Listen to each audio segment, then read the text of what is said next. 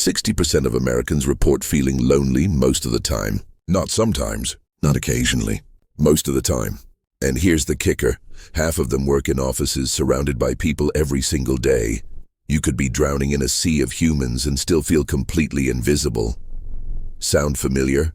Here's what that means for you. The very skills that could transform your career, your relationships, and your entire life. The ability to genuinely connect with other people. Nobody ever taught you. Not in school, not at work, not anywhere, but by the end of this audiobook, you're going to have something most people will never possess.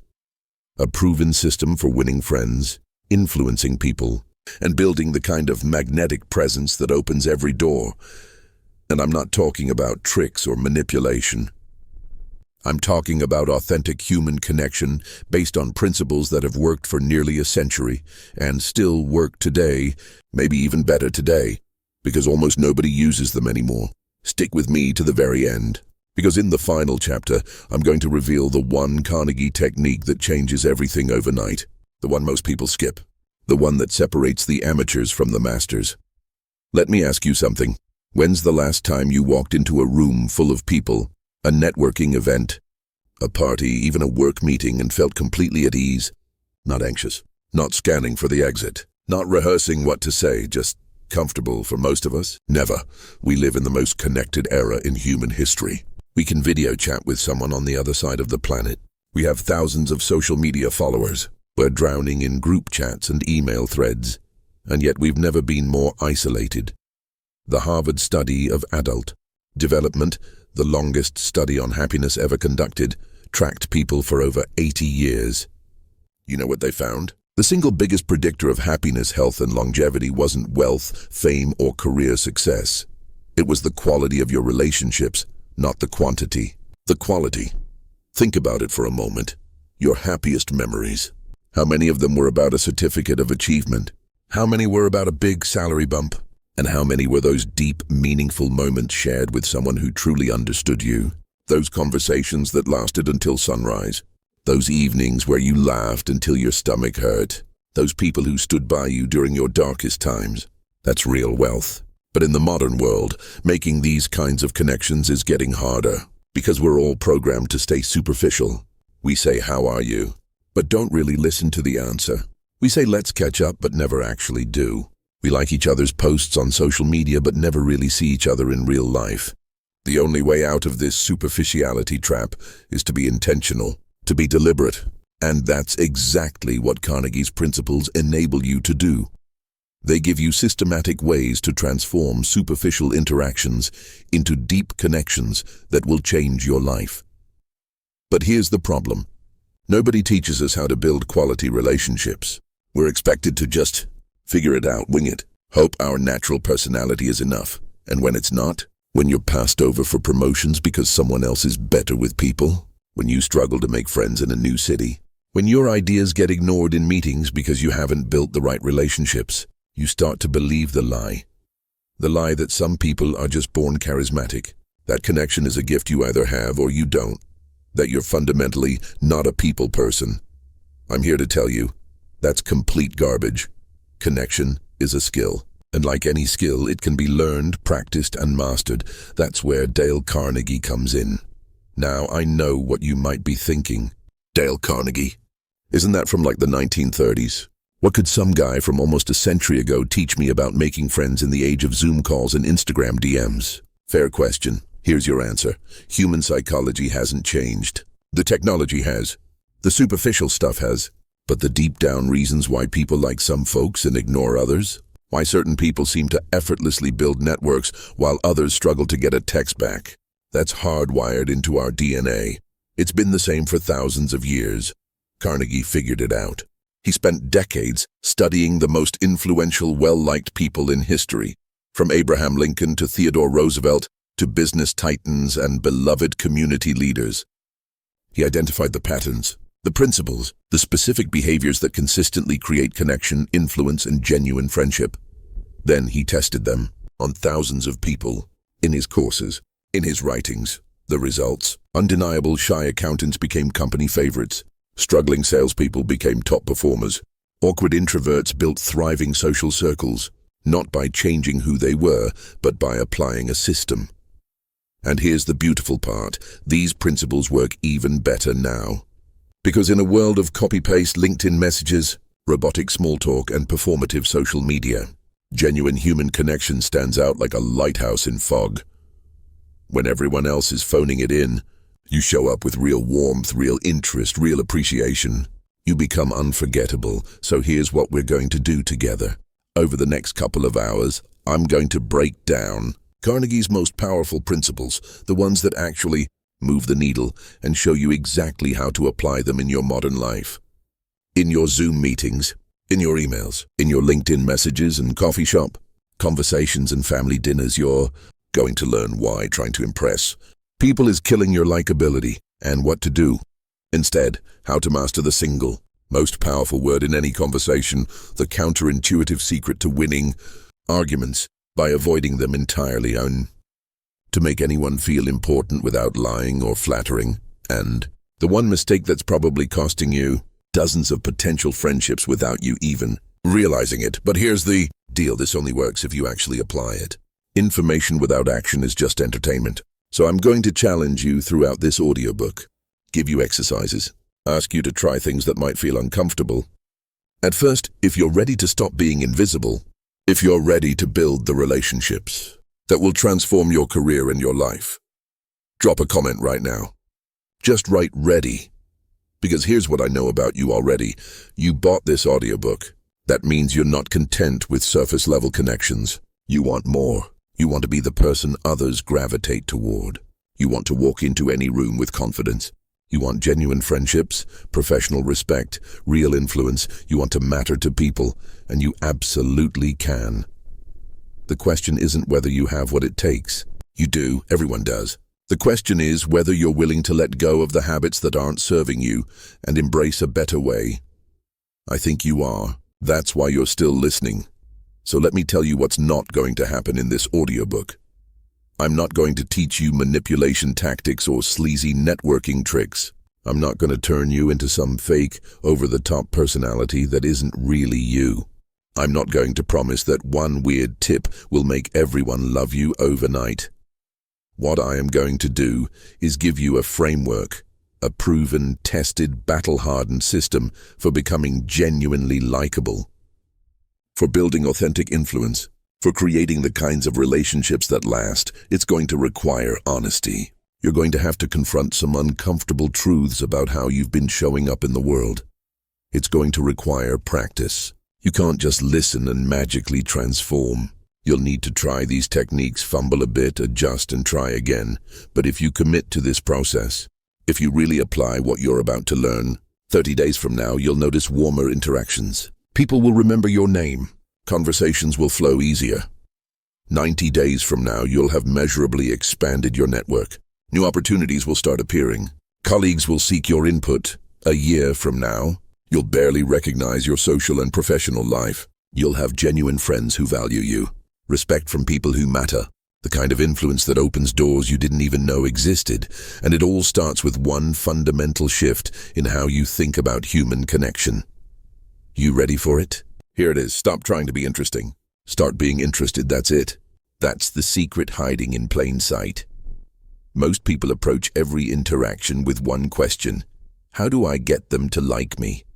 They're performing, trying to say the right thing, worrying about how they're coming across, mentally rehearsing their next comment while the other person is still talking, and it shows. People can feel it. That self-focused energy, that neediness, that performance anxiety. But when you flip the script, when you become genuinely curious about the other person, when you make them feel heard and valued and important, everything changes. They lean in. They open up. They remember you. They like you. Not because you impressed them with your achievements or your clever remarks, but because you gave them something rare and precious, your full, genuine attention. We're going to dive deep into exactly how to do this in the next chapter. I'm going to give you specific techniques, word-for-word scripts, and modern applications that work in texts, emails, and video calls. But before we go there, I want you to think about your last few conversations. Really think about them. Who did most of the talking, you or them? When they were speaking, were you truly listening, or were you just waiting for your turn to talk? Did you ask follow-up questions based on what they said, or did you redirect to your own stories? Be honest, no judgment, just awareness, because that awareness, that moment of seeing yourself clearly, that's where transformation begins. Here's what I want you to understand. You're not broken. You're not socially deficient. You're not just not good with people. You've simply never been taught the system, but now you're learning it. And once you see how it works, you can't unsee it. You'll start noticing these principles everywhere, in the people you naturally gravitate toward, in the leaders you admire, in the friends who seem to effortlessly build community. They're all using the same playbook. Most of them don't even realize it. They're just doing what comes naturally to emotionally intelligent people. But you're going to know the system. You're going to be able to deploy it intentionally, in job interviews, on first dates, in difficult conversations with your boss or your teenager or your mother-in-law. That's power, real power, the kind that doesn't manipulate or dominate, but influences and inspires. So, welcome to the journey. Welcome to becoming the person who lights up every room you enter, not through force of personality, but through genuine connection. Chapter 2 is where we roll up our sleeves and get tactical. I'm going to teach you Carnegie's first game-changing principle, the art of listening that makes people love talking to you. You're going to learn the 70-30 rule that transformed a shy accountant into the most popular person in her company, and I'm going to show you exactly how to apply this in your next Zoom call, your next networking event, your next conversation with anyone. But fair warning, this principle goes against everything our culture teaches us about making a good impression. It feels counterintuitive, might even feel wrong at first, but it works. Every single time. Ready to learn it? Let's go. Chapter 2. Stop trying to win, start listening. Let me tell you about Sarah. Sarah was a senior accountant at a mid-sized tech firm, smart, competent, great at her job. But if you asked anyone in the office about her, blank stares. Oh, the quiet one. Yeah, she's nice, I guess. She'd been there 5 years and still ate lunch alone. Then something shifted. Within 6 months, Sarah became the most sought-after person in the building. People grabbed coffee with her. They asked her to join projects. The CEO personally requested her for the executive planning committee. What changed? Sarah didn't get a personality transplant. She didn't suddenly become extroverted or witty or charismatic. She learned one simple rule: talk less, listen more. Specifically, the 70-30 rule. In every conversation, let the other person talk 70% of the time. You talk 30%. That's it. Sounds simple, right? Maybe even too simple. But here's what's wild. Almost nobody does it, including you, including me if I'm not paying attention. We think connection happens when we share ourselves. When we tell our stories, showcase our expertise, prove our worth. We walk into conversations with a mental highlight reel ready to deploy. Oh, you went to Italy. I went last summer, and let me tell you about this amazing restaurant in Florence. You're struggling with that project. I dealt with something similar, and here's what I did. We're not trying to be jerks. We genuinely think we're bonding, finding common ground, being relatable. But here's the truth that's going to sting a little. Most of the time, we're just waiting for our turn to talk. The other person is telling us about their Italian vacation, and we're not really listening.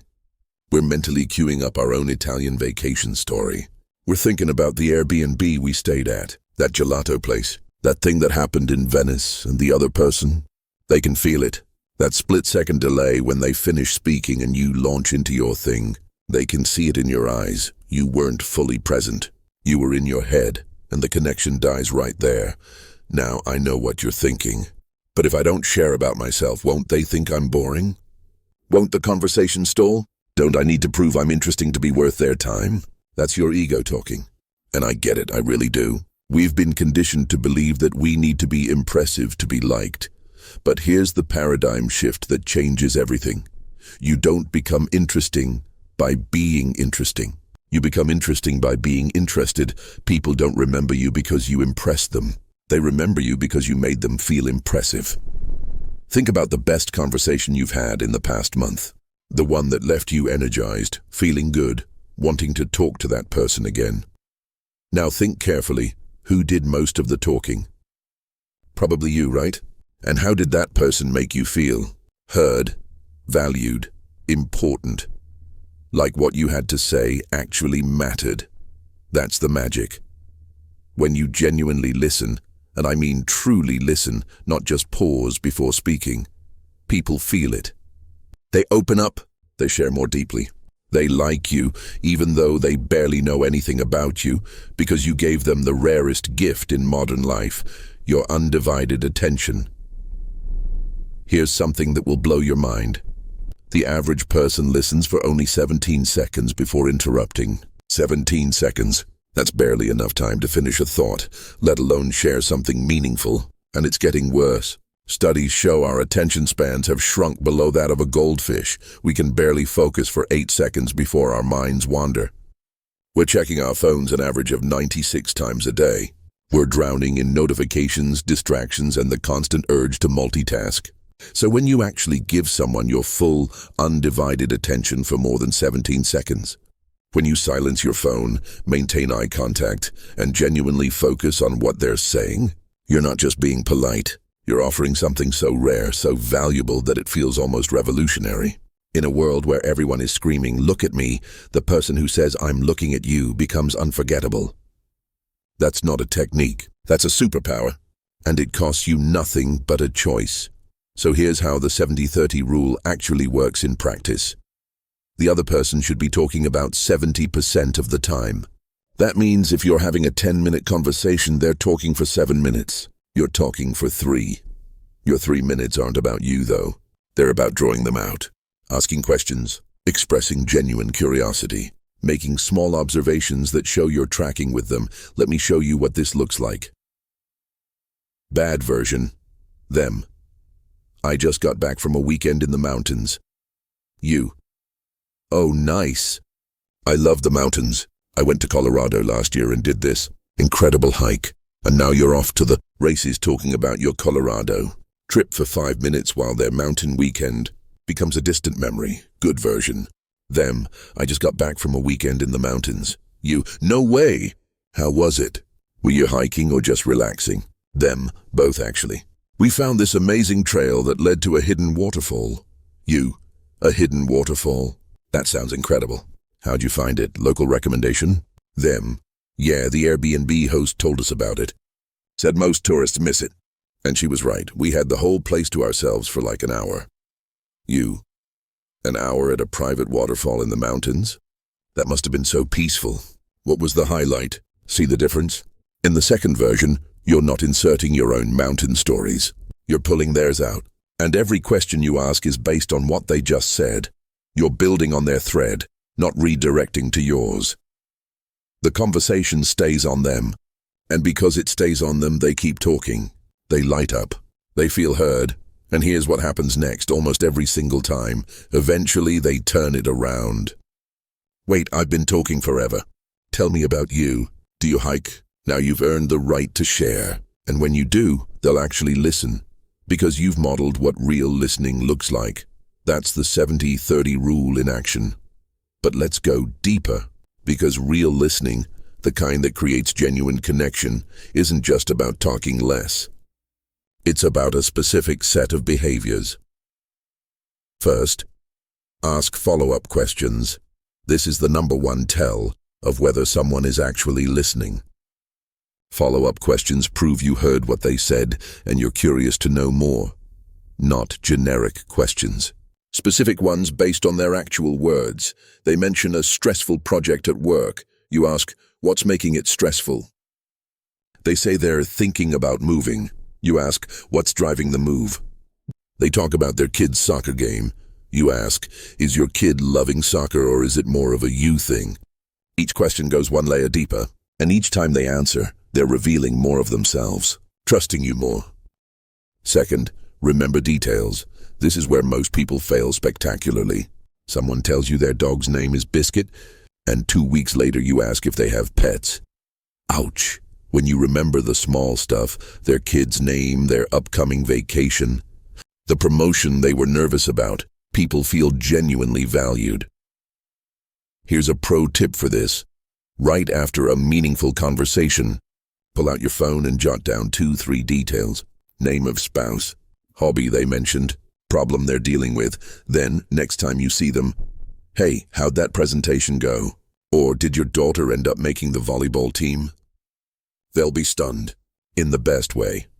Third, reflect back what you're hearing. This is advanced level listening, but it's devastatingly effective. When someone shares something meaningful, you briefly summarize it back to them, not to show off that you were listening, but to confirm you understood. So if I'm hearing you right, you're excited about the new role but worried about the learning curve. It sounds like you're torn between the security of staying and the adventure of going. When you reflect their words back, 2 things happen. 1, they feel deeply heard, like you actually got them. 2, it gives them a chance to clarify or go deeper. Yes, exactly. And the other thing I didn't mention is, boom, you just unlocked level 2 of the conversation. Now, let's talk about how this works in our digital world. Because here's the thing, the 70-30 rule applies everywhere. Not just face-to-face conversations. On Zoom calls, stop trying to be the most impressive person in the room. Ask thoughtful questions. Let others shine. In the chat, acknowledge people's contributions by name. Great point, Marcus. I love where Jessica's going with this. You'll be remembered as the person who made everyone feel valued, which is infinitely more powerful than being remembered for your impressive monologue in emails. Before launching into your request or update, reference something they mentioned last time. Show you were paying attention. Hope the conference went well last week. I know you were presenting. Then when you ask questions, actually wait for their answers before pushing your agenda. On social media and LinkedIn, comment on people's posts with genuine questions or observations, not generic, great post stuff, this resonates. Can I ask how you handled specific thing they mentioned? You're showing interest, not just performing engagement. In text conversations, ask about the thing they mentioned yesterday. How'd the interview go? Did you get that package figured out? Small stuff, but it shows you were listening, even asynchronously. Okay, back to Sarah. Remember our accountant? Here's what she actually did.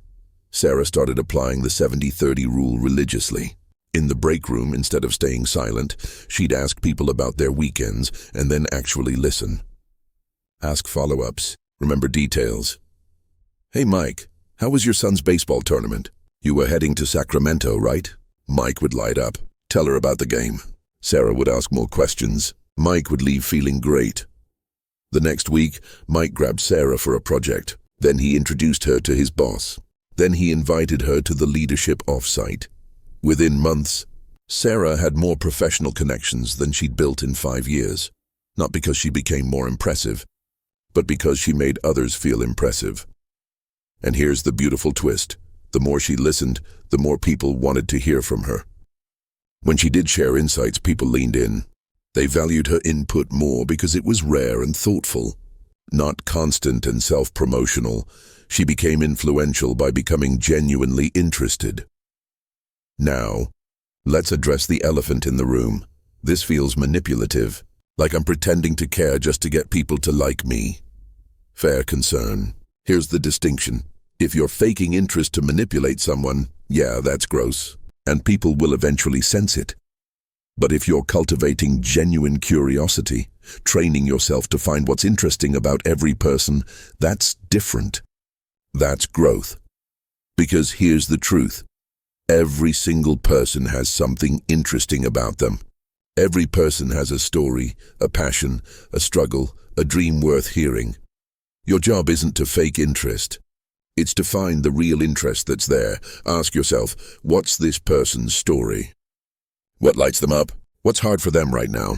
What do they care about that I don't know yet? When you approach conversations with real curiosity, the 70-30 rule stops being a tactic and becomes natural. So here's your challenge. In your next 3 conversations, at work, at home, With the barista at Starbucks, practice the 70-30 rule. Let them talk 70% of the time. Ask follow-up questions based on what they actually say. Remember one specific detail to bring up next time. That's it. Then pay attention to how they respond, how they light up, how they lean in, how they remember you. And if you actually try this, drop a comment. 70-30 accepted. Because when you commit publicly, you're way more likely to follow through. Next chapter, we're going to talk about the single most powerful tool you have in any conversation. Your name is important to you, right? You probably like hearing it. You notice when people remember it or forget it. Well, guess what? Everyone else feels exactly the same way. In Chapter 3, I'm going to teach you Carnegie's insight about names, why they're magic, and how to master them even if you're terrible at remembering names. Spoiler, you're not terrible at remembering names. You just haven't learned the system yet. See you there. Chapter 3. The Name Game. Why it's your most powerful tool. Quick question. What's your favorite word in the entire English language? Think about it for a second, I'll wait. Got it? Here's my guess. It's your name. Not love, not freedom, not vacation or Friday or chocolate. Your name. Dale Carnegie said it almost 100 years ago. A person's name is to that person the sweetest and most important sound in any language. And it's still true.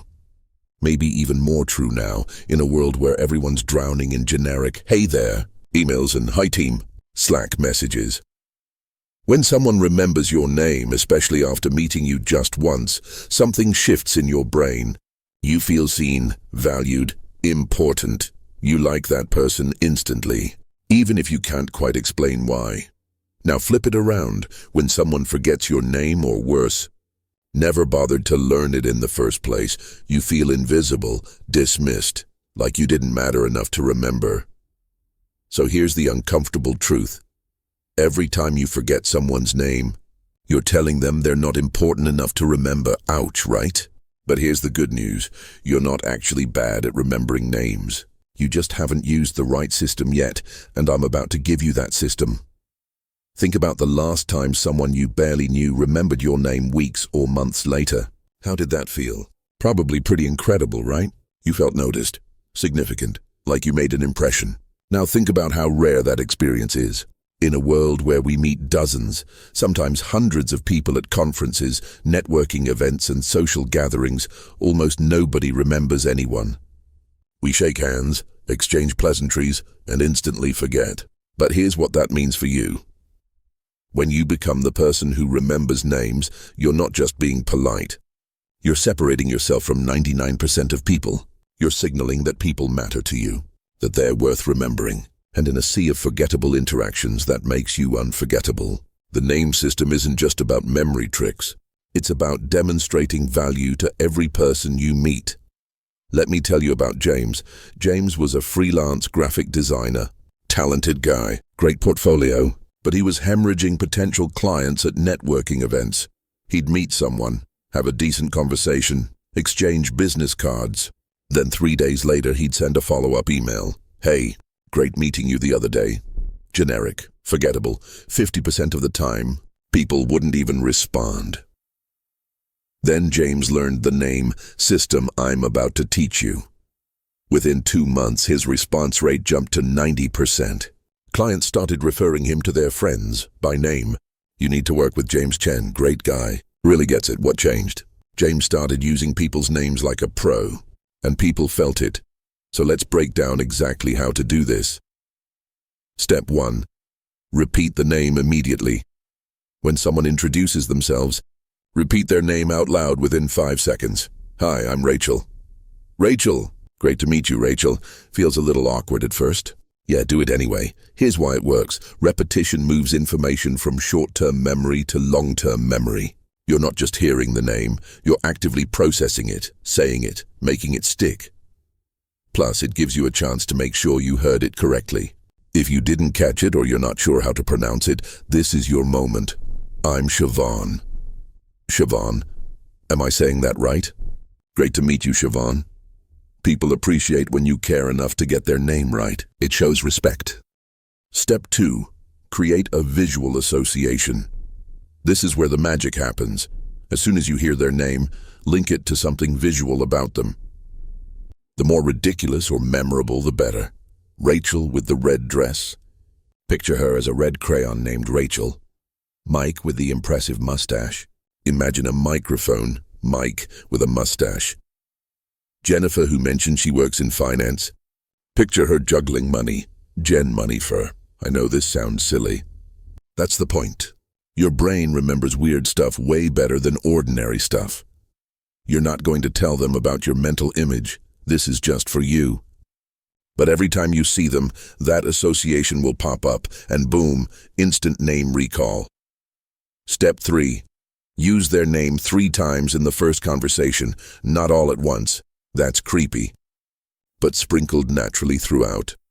So Rachel, what brings you to this event? Later in conversation, that's fascinating, Rachel. I hadn't thought about it that way. As you're wrapping up, Rachel, it's been great talking with you. Each time you use their name, you're reinforcing the memory. And here's the bonus. They feel valued every single time they hear it. Carnegie was right. People love the sound of their own name. Use it generously. Step 4. Write it down within 15 minutes. Pull out your phone. Open your Notes app or Contacts. Write down their name, the context where you met them, and 1 or 2 details from your conversation. Rachel Martinez, met at Tech Summit, red dress. Works at Adobe leading new design initiative. Mentioned loving hiking in Sedona. Now you've got a reference. Next time you see Rachel, or before you reach out, you can review these notes. You'll remember not just her name, but the context, the conversation. And when you follow up with, "Hey Rachel, hope the design initiative is going well. Have you made it back to Sedona yet?" She's going to be blown away. Here's where most people mess this up. They think they'll remember. They won't. Your brain is processing thousands of inputs. Unless you commit it to external memory within 15 minutes, it's gone. Poof. So take the 15 seconds. Write it down. Future you will thank present you. Now let's talk about the digital world, because this is where the name game gets really powerful. LinkedIn and professional networking. When you connect with someone on LinkedIn, don't send the generic, "I'd like to add you to my professional network" message. Use their name. Reference where you met or why you're connecting. "Hi Marcus, great meeting you at the Austin conference last week. Your insights on remote team management were spot on. Would love to stay connected." Marcus is way more likely to accept and remember you than if you'd sent the robot message. And here's a pro move. After connecting, send a voice note or short video message. Just 10 seconds. "Hey Jennifer, James here from the networking event. Just wanted to say thanks again for the conversation about design systems. Let's definitely grab coffee soon." You're using their name in video.audio format, which creates even stronger connection. Almost nobody does this, which means when you do it, you stand out massively. Email communication. Use names in email subject lines when appropriate, instead of "following up from conference." Try, "Rachel loved our conversation at Tech Summit." The personalization catches attention, and starting the email body with their name creates instant warmth. Not, "Hi, wanted to follow up," but "Hi Rachel, wanted to follow up." Small shift. Big difference in how it lands. Video calls and Zoom meetings. This is where people get lazy. Don't, when someone joins the call, greet them by name. "Hey Marcus, good to see you." During the meeting, use names when responding to comments. That's a great point, Jennifer. In the chat, address people by name. "Thanks for sharing that link, David." You'd be shocked how many people sit through hour-long meetings and never use anyone's name. It feels impersonal, transactional. When you use names, the meeting feels more human, more connected. People pay attention when you talk because you've made them feel seen. The "I just blanked" recovery. Okay, real talk. You're going to forget names sometimes. We all do. Here's how to handle it without making it weird. If you've forgotten someone's name and you need it, be honest and charming about it. "I'm so sorry. I've completely blanked on your name. Can you remind me?" Most people will laugh it off and remind you. Crisis averted. Or, if you're in a group setting and you need to introduce someone whose name you forgot, try this. Have you two met? Let them introduce themselves to each other. Smooth. No embarrassment, but here's the key. After they remind you, use the system. Repeat it immediately. Create the visual association. Write it down. Don't forget it a second time. Forgetting once is human. Forgetting twice is careless. Now let's address the big excuse. I'm just bad with names. I always have been. No, you're not. You remember the names of your favorite musicians, right? Your favorite actors? Characters from TV shows you binged 3 years ago? You remember those because they mattered to you. Because you paid attention. Because you created associations. The problem isn't your memory. The problem is you haven't treated people's names like they matter. Which makes sense. Nobody taught you this stuff. But now you know, names aren't a talent you're born with or without. They're a skill you practice, and every time you nail someone's name, especially someone you just met, you're building social capital. You're making deposits in the relationship bank. People will like you more, trust you faster, want to work with you, hire you, introduce you to others, all because you cared enough to remember the sweetest sound to them, their own name. Here's your challenge for this chapter. Over the next week, meet 3 new people. Could be at work, at the gym, at a coffee shop. Doesn't matter. For each person, use the 4-step system. Repeat their name immediately. Create a visual association. Use their name 3 times in conversation. Write it down within 15 minutes. Then, and this is key, reach out to them within 48 hours. Email, LinkedIn message, whatever. Use their name. Reference something specific from your conversation. Watch what happens. They'll respond warmly. They'll remember you. Some will become genuine connections, all because you mastered the one thing most people are too lazy to bother with, their name. If you commit to trying this, comment "Name Game On," because here's what I know.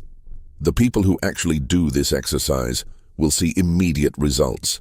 Like within days, you'll walk into your next meeting and greet people by name. They'll light up. You'll feel the shift.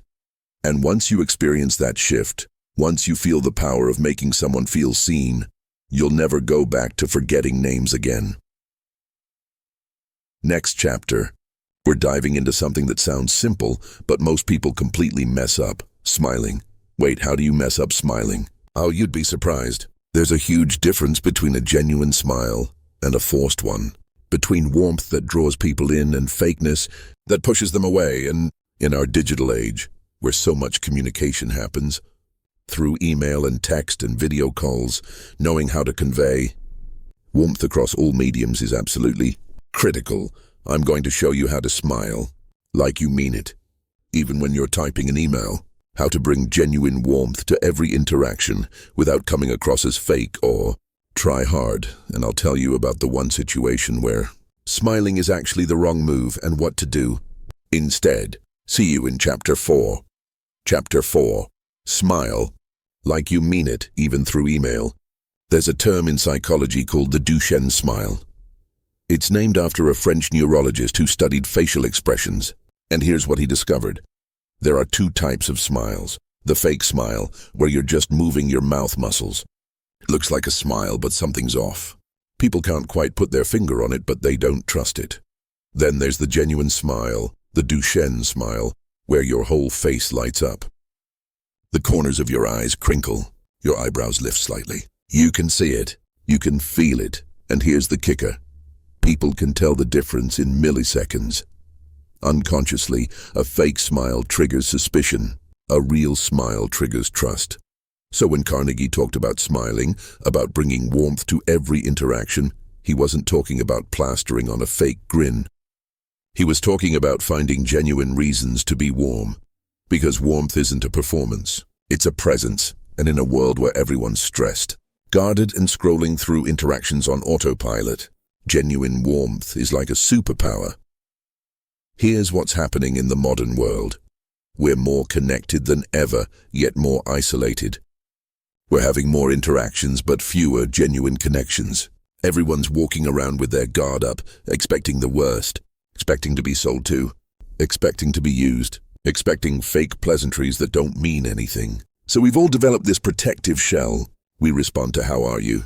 with "fine" even when we're not. We keep conversations surface level because going deeper feels risky. We smile politely but don't really engage. It's exhausting for everyone involved. But here's the opportunity. When you show up with genuine warmth in this environment, you're not just being nice. You're doing something radical. You're breaking through the noise. You're signaling, "I'm not here to use you. I'm here to connect with you." And people feel that. Their guard drops. They relax. They open up, because real warmth in a fake world is magnetic. It disarms people, opens doors, creates instant rapport. But here's where it gets tricky. You can't fake warmth. People feel it when you're phoning it in, when you're smiling because you think you're supposed to, not because you actually feel anything. So how do you cultivate genuine warmth, especially when you're tired, stressed, or talking to someone you don't particularly like? Let me show you. First, find the genuine reason to be warm. This is the secret. You can't force warmth, but you can find it. Before any interaction, a meeting, a phone call, running into someone at the grocery store, ask yourself, what's genuinely good about this moment? Maybe it's, "I'm about to learn something new from this person." Maybe it's, "This conversation might lead somewhere interesting." Maybe it's just, "I'm grateful to be alive and interacting with another human being." Sounds cheesy? Maybe, but it works. When you actively look for a reason to feel warmth, your brain finds it. And when you feel it internally, it shows up externally, in your face, your voice, your energy. That's a real smile. That's genuine warmth. Second, the micro-moment warmth injection. You don't need to be beaming with joy 24/7.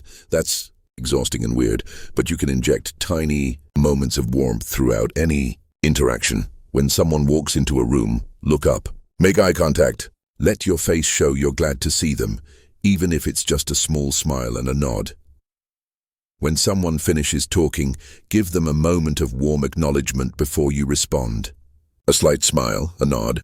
That makes sense. These micro moments add up.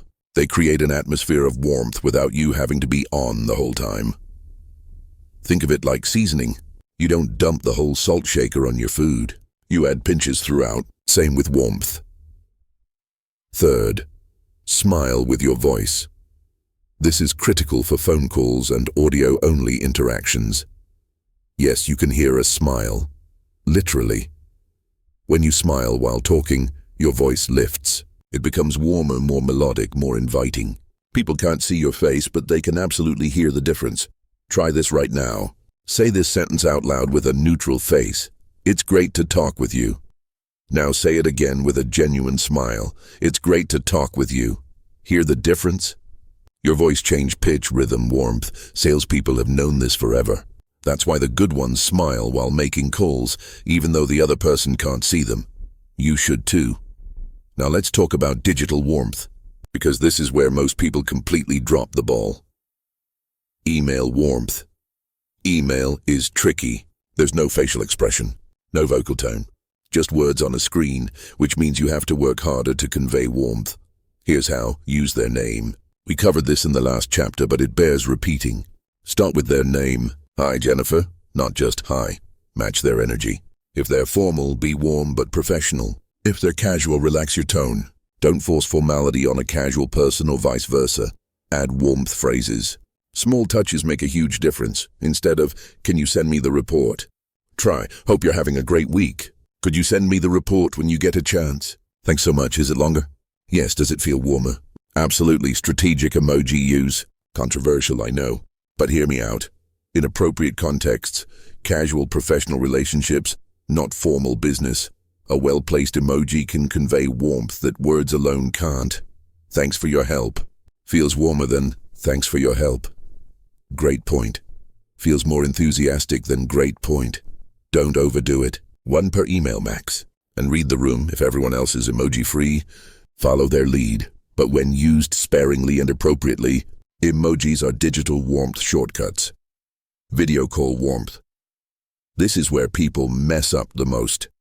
Especially in our Zoom-heavy world, they log on with a blank expression. Camera pointed up their nose. Bad lighting making them look like a villain. No warmth in sight. Here's what to do instead. Before the call, Check your camera angle and lighting. You want to be well lit, camera at eye level. Looking good makes you feel good, which translates to warmth. When you join, smile, wave. Say hi by name to people who are already there. Hey Marcus, good to see you. During the call, keep your face engaged. Nod when others talk. Smile at appropriate moments. Don't just stare blankly at the screen. In the chat, drop warm comments. Great point, Jennifer. Thanks for sharing that, David. These small actions create warmth in a medium that otherwise feels cold and transactional. Text and messaging warmth. Texts can feel abrupt. So add warmth intentionally, not running late, but, hey, running about 10 min late, sorry. See you soon, not got it, but perfect, thanks. The extra words and punctuation create friendliness. Without them, texts can read as cold even when you don't mean them that way. Now, here's the important part. When not to smile. Because yes, there are times when warmth is the wrong move. When someone's sharing something painful. If someone's telling you about a loss, a struggle, a fear, don't smile. Show empathy. Let your face reflect appropriate seriousness. Smiling while someone shares pain makes you seem tone-deaf or insincere. When delivering difficult feedback. Warmth, yes. Smiling. No, you want to be kind but serious. Smiling while giving critical feedback feels dismissive when someone's angry. If someone's upset, a smile can feel like mockery. Stay calm, neutral, empathetic. Save the warmth for after the tension resolves. The key is reading the room. Warmth is context-dependent. Let me tell you about Nicole. Nicole was a project manager at a healthcare company. Competent, organized. But her team dreaded her emails. They were technically fine, clear, direct, all the information you needed. But they felt cold, abrupt, like you were getting orders from a robot. Need the deliverables by Friday. This needs revision. Meeting at 2 p.m. People complied, but they didn't enjoy working with her. When she asked for volunteers for new projects, crickets, then Nicole learned about digital warmth. She started small, added names, warmed up her language, threw in an occasional, thanks for the quick turnaround, really appreciate it. The shift was immediate. Team members started responding more enthusiastically. They volunteered for her projects. They asked to grab coffee and brainstorm ideas. Same person, same competence, but now, warmth. That's the power of this principle. Warmth doesn't replace competence. It amplifies it. Here's your practice exercise. Over the next 3 days, focus on warmth in one specific area. Day 1. Face-to-face warmth. Every time you interact with someone in person, inject a micro moment of warmth. Eye contact, a genuine smile, warmth in your greeting. Day 2. Voice warmth. Every phone call or voice message, smile while you talk. Notice how your voice changes. Notice how people respond. Day 3. Digital warmth. Every email, text, or message you send, add one warmth element. A name, an extra phrase, a thoughtful touch. Then pay attention to the responses. How people's energy shifts. How they engage with you differently. That's warmth working. Comment warmth week if you're committing to this 3-day practice. Because here's the truth. You could have all the skills in the world, all the expertise, all the talent. But if people don't feel warmth from you, they won't want to work with you, collaborate with you, or be around you. Warmth is the bridge between competence and connection. And the beautiful thing, you don't have to become a different person. You just have to let the warmth that's already inside you show up more consistently. Next chapter, we're diving into something that might surprise you. How to win arguments. Actually, scratch that. How to avoid arguments, and why that's infinitely more powerful. Carnegie had a radical idea. You can be right, or you can be in relationship. Rarely both. In Chapter 5, I'm going to show you the counterintuitive strategy that turns potential enemies into allies. The technique that makes people respect you more when you yield than when you fight. And I'm going to tell you about the client who lost a major promotion by being right, and how he turned it around by embracing strategic disagreement. This is the midpoint of our journey, the big paradigm shift, the moment everything clicks. See you there. Chapter 5.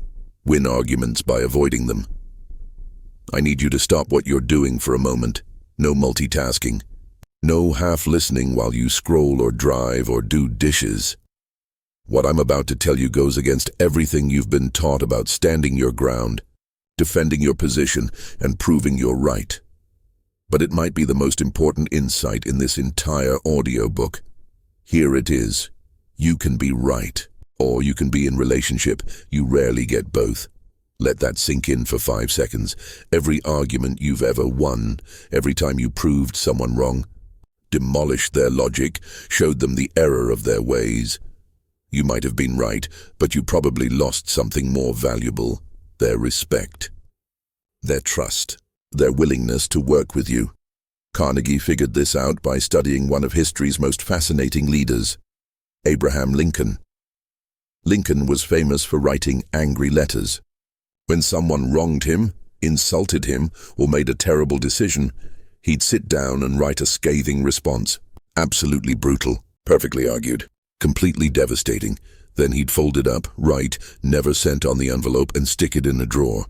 He got the anger out, clarified his thinking, but he never sent it. Why? Because Lincoln understood something most people never learn. Winning an argument usually means losing the person. And for Lincoln, a man who needed to hold together a fractured nation, keeping people in relationship mattered more than being right. Here's what most people get wrong about being right. They think it's a strength. They think it demonstrates intelligence, competence, authority, and in some contexts, it does. But in relationships, professional or personal, the obsessive need to be right is actually a weakness. It reveals insecurity. Think about it. Secure people don't need to prove themselves in every conversation. They can hear disagreement without feeling threatened. They can let someone else have the spotlight without diminishing their own value. But insecure people, they treat every conversation like a courtroom, every disagreement like a personal attack, every correction like a threat to their identity. So they fight, they argue, they prove, and they wonder why people avoid them, why they're not invited to important meetings, why they're lonely despite being brilliant. The irony is brutal. The more you need to be right, the less influence you actually have. Because influence isn't about winning arguments, it's about winning people. And you can't do both. Now I know what you're thinking. But what if they're actually wrong? What if their idea is terrible? What if I let it slide and something bad happens? Valid concerns. And I'm not saying you should never disagree or that you should be a doormat. What I'm saying is this. There's a massive difference between disagreeing effectively and winning arguments. Disagreeing effectively strengthens relationships. Winning arguments destroys them. Let me show you what this looks like in real life. Meet David. David was a senior engineer at a software company. Brilliant guy, always had the right answer. And he made sure everyone knew it. In meetings, when someone suggested an approach David thought was wrong, he'd immediately jump in. That won't work. Here's why. Then he'd methodically dismantle their idea, point by point, technically correct every single time. His colleagues started to hate him. They stopped sharing ideas in meetings. When they had to work with David, they did the bare minimum. And when a leadership position opened up, a role David was technically perfect for, they gave it to someone else, someone less brilliant, but someone people actually wanted to work with. David was furious. I'm always right. They went with someone who's wrong half the time. His manager pulled him aside. David, you're right about 90% of technical issues, but you're wrong about something more important: how to treat people. And until you figure that out, you're going to keep getting passed over. That conversation shattered David's worldview. He thought being right was the goal.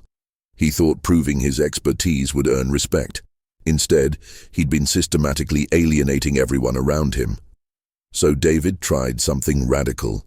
He started applying Carnegie's principle: avoid arguments entirely. Not by staying silent, but by changing how he disagreed. Here's what he did. First, he learned the disarming technique. When someone shared an idea he thought was flawed, instead of attacking it, he'd start by finding something, anything, he could genuinely agree with. I like where you're going with the user interface focus. That's important. Then, and only then, would he raise his concern, but as a question, not a declaration. My one worry is scalability. How are you thinking about handling that? Notice what happened. He didn't say that won't scale. He didn't prove them wrong. He asked a question that let them discover the potential issue. Sometimes they had a good answer. Sometimes they realized the problem themselves and adjusted. Either way, no argument, no damaged relationship, just collaboration. Second, he practiced strategic yielding. This was the hardest one for David. When the stakes were low, preferences, minor decisions, things that didn't really matter, he learned to let other people win. Should we use blue or green for the button? Old. David. Green is objectively better because of contrast ratios and accessibility. New David. Either works for me. What do you think? By yielding on small things, David built up relationship capital. So when he did need to push hard on something critical, people listened.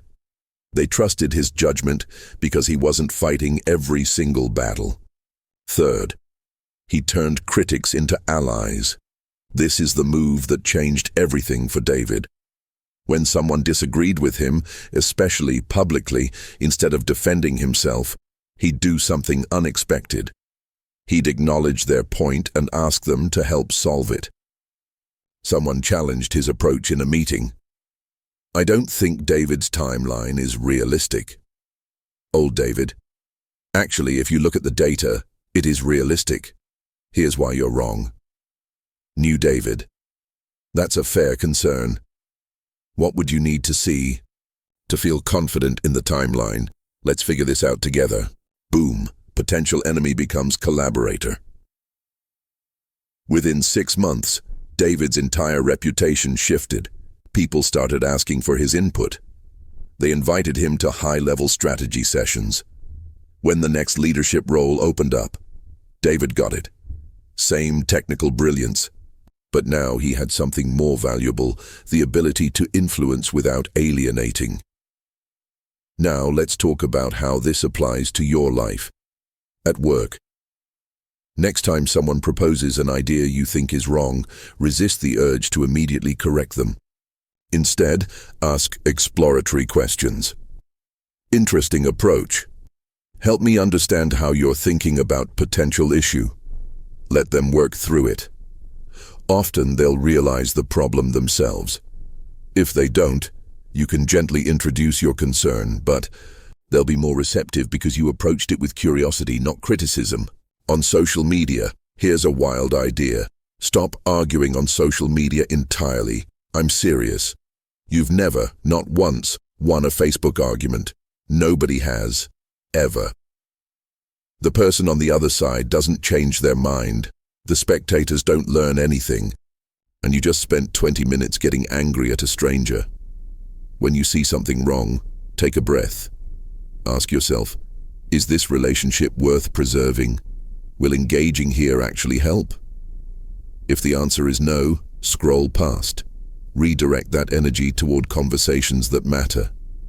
If the answer is yes, maybe it's a friend or family member, take it private, send a message. Hey, I saw your post about X. I have a different perspective, but I'm curious about your thinking. Can we grab coffee and talk?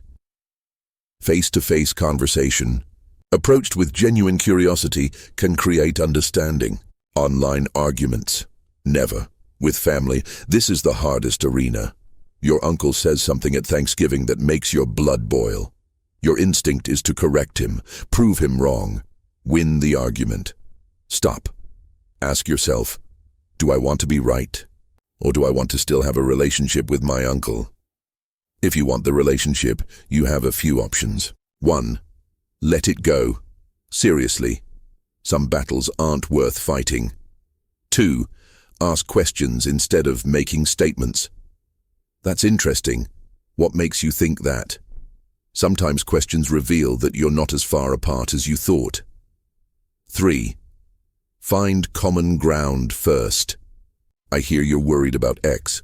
I'm worried about that too. Where we might differ is on the solution. You're not agreeing with everything. You're finding the shared concern beneath the disagreement. In your relationship, your partner says something that's factually wrong. You know it's wrong. You could prove it right now with a quick Google search. Is being right more important than your partner feeling respected? Here's what to do instead.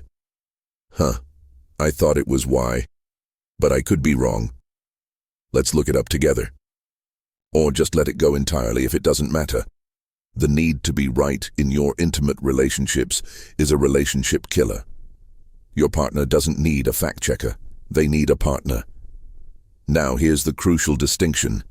I'm not saying you should never stand up for yourself. I'm not saying you should accept abuse or let people walk all over you. There are absolutely times to be firm, to set boundaries, to say no, this isn't acceptable, but those situations are rarer than you think. Most of what we argue about, preferences, opinions, interpretations, stuff that doesn't actually matter in the grand scheme. And even when it does matter, when there are real stakes, you're more likely to influence the outcome by avoiding argument and building alliance. Here's the paradox. When you stop trying to win arguments, you gain influence. When you stop proving you're right, people start trusting your judgment. When you yield strategically, people respect you more. Because here's what people actually respect: wisdom, maturity, the confidence to let others shine without feeling threatened. Insecure people need to be right all the time. Secure people can afford to yield. Stop. Let me tell you what just shifted in David's life. Within a year of applying this principle, he wasn't just a leader in title. He was a leader people wanted to follow. His team voluntarily worked late on projects because they believed in him. Other departments requested him for collaborations. The CEO started asking for his input on company-wide strategy, not because he got smarter. He was always smart, but because he stopped making people feel small when they disagreed with him. He created a culture where people felt safe sharing ideas, even half-baked ones, because they knew David would help refine them, not shred them. That's influence. Real influence, the kind you can't get by winning arguments. Here's your challenge. For the next 7 days, practice the no argument rule. When you feel the urge to correct someone, prove someone wrong, or win an argument, pause. Ask yourself, is this relationship more important than being right? If yes, find a different approach. Ask questions. Find common ground. Yield if the stakes are low. Keep track of what happens, how people respond, how relationships shift. I promise you, you'll be shocked at how much more influence you gain by arguing less. Comment, 7-day no argument. If you're committing to this challenge. Because here's what I know. Some of you are already thinking, but I can't just let people be wrong. That resistance, that's your ego, and it's costing you relationships, opportunities, and influence. The people who actually try this, who commit to 7 days of strategic disagreement instead of arguments, will see their professional and personal relationships transform. Not in a year. In a week. We're past the halfway point now. You've learned how to listen, remember names, project warmth, and avoid arguments. These aren't random tips. They're a system. And when you put them together, you become the kind of person others naturally gravitate toward. But there's still one critical piece missing. In the next chapter, we're going to talk about making people feel important, genuinely important, without lying or flattering. Because here's the truth. Everyone you meet is carrying a sign that says, "Make me feel important." Most people ignore that sign.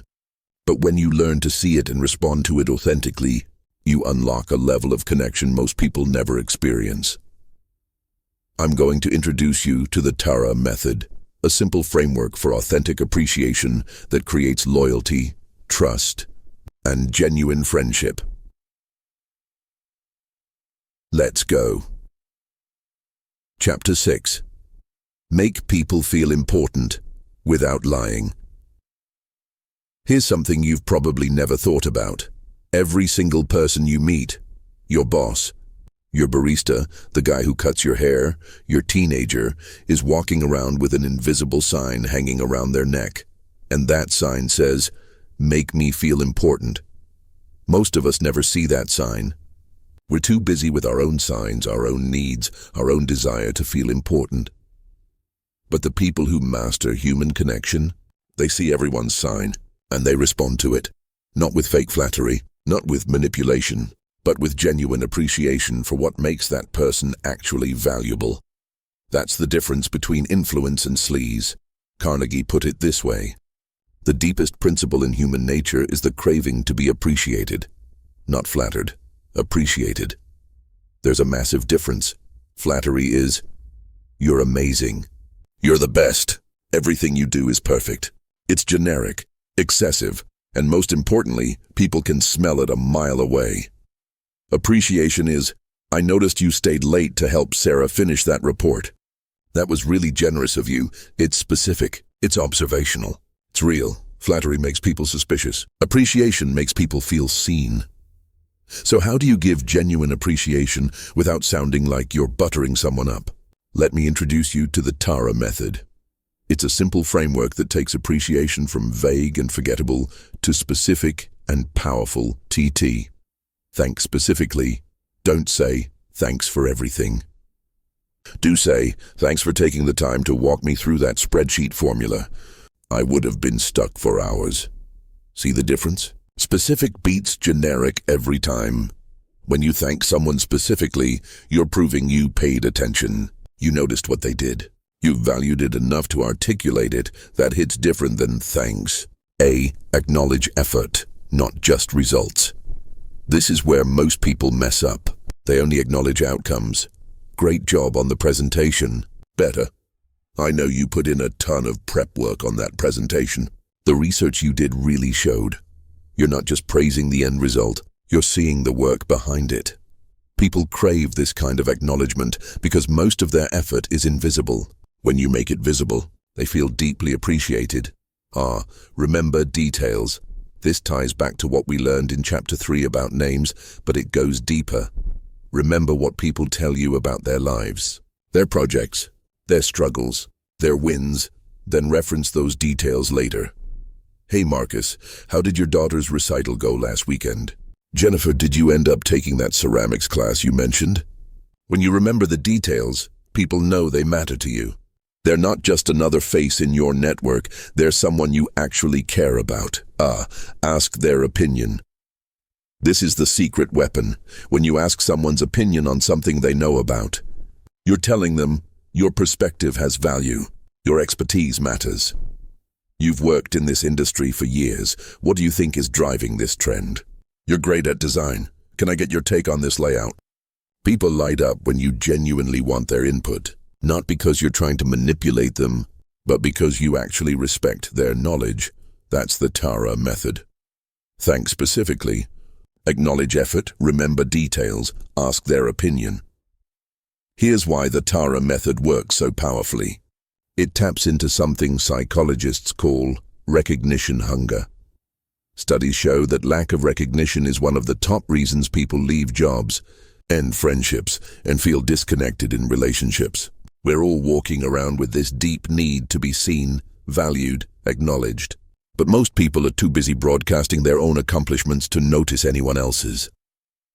So when you become the rare person who actually sees people, who notices their effort, remembers their details, values their expertise, you fill a void they didn't even know was there.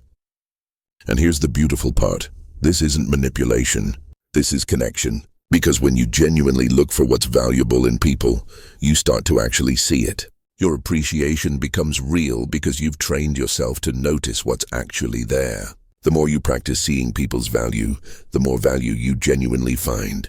It becomes a self-reinforcing cycle of authentic connection.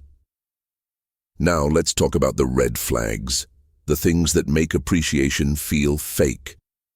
Red flag number 1, Generic praise, you're awesome. Great work. Love your energy. These phrases mean nothing because they could apply to anyone. They're verbal filler. If you can copy-paste your compliment to 10 different people without changing it, it's not real appreciation. Make it specific. Make it about them. Red flag number 2. Excessive flattery. You're literally the most brilliant person I've ever met. Everything you touch turns to gold. You're a genius. When you go overboard, people's BS detectors go off. They think, what do you want from me? Keep your appreciation proportional to reality. Genuine but measured. Red flag number 3. Transactional warmth. This is when you suddenly become super appreciative right before you need something. Radio silence for 3 months, then, hey, you're amazing. I've always admired your work. Quick question, can you introduce me to your boss? People can feel when appreciation is a transaction. It leaves a bad taste. If you're going to appreciate someone, do it when you don't need anything, just because you noticed something worth appreciating. Let me tell you about Maya. Maya was a mid-level marketing manager trying to move up. She was good at her job, but so were a lot of people. She needed an edge. Then she started practicing genuine appreciation, not fake compliments, not sucking up to leadership, just noticing what people around her actually did well and telling them to the IT guy who fixed her laptop. Thank you for prioritizing this. I know you have a million requests. You saved my presentation. To her colleague who covered a meeting, I really appreciate you stepping in. You asked exactly the right questions, better than I would have. To her boss's assistant, I noticed you've been juggling a crazy calendar lately. The way you keep everything organized is impressive. Small moments, genuine observations, nothing over the top. Within 6 months, something shifted. People started going out of their way to help Maya. The IT guy fixed her stuff first. Her colleagues volunteered for her projects. Her boss's assistant gave her insider heads-ups about important meetings. When a director-level position opened, 3 different people recommended Maya, not because she had the most experience, but because she'd built a network of people who genuinely liked her. She got the job. Same skills she'd always had. But now she had something more valuable, people who wanted her to succeed. Now let's talk about appreciation in the digital age. LinkedIn and professional platforms stop with the generic endorsements. Endorsed you for marketing. Thanks for nothing. Instead, write a specific recommendation. I worked with Jennifer on the product launch. Her ability to synthesize customer feedback into actionable insights was crucial to our success. Highly recommend. That means something.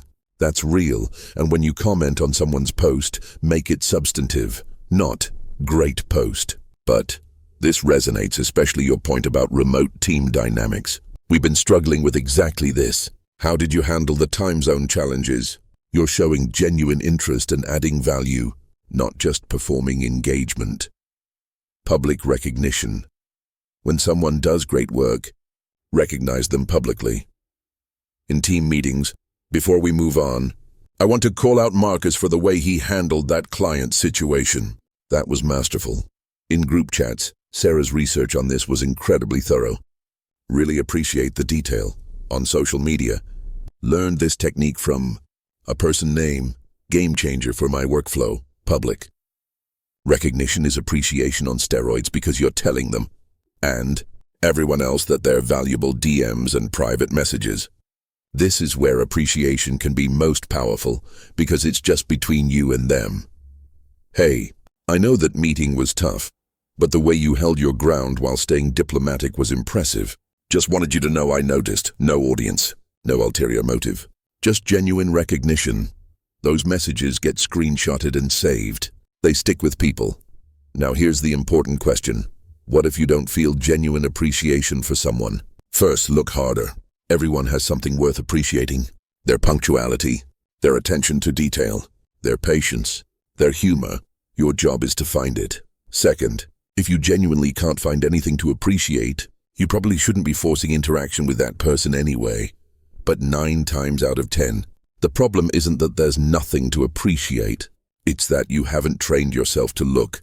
Think about someone you work with who's just fine, not impressive, not terrible. Just there.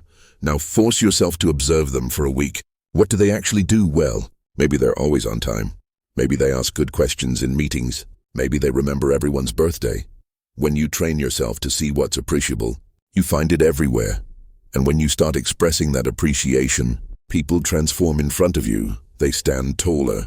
They smile more. They bring more energy to their work, not because you changed them, but because you saw them. Here's your practice for this chapter. Over the next 3 days, give genuine appreciation to 3 different people using the Tara method. Day 1, thank someone specifically for something they did, not generic, specific. Day 2, acknowledge someone's effort, not just their result. See the work behind the outcome. Day 3, ask someone's opinion on something they know about. Make them feel like the expert they are, then pay attention to how they respond, how their energy shifts, how they engage with you differently going forward. That's the power of making people feel important. And if you commit to trying this, comment Tara practicing. Because here's what I know, most people hear this advice and nod along. Yeah, appreciation is good. I should do more of that. Then they do nothing.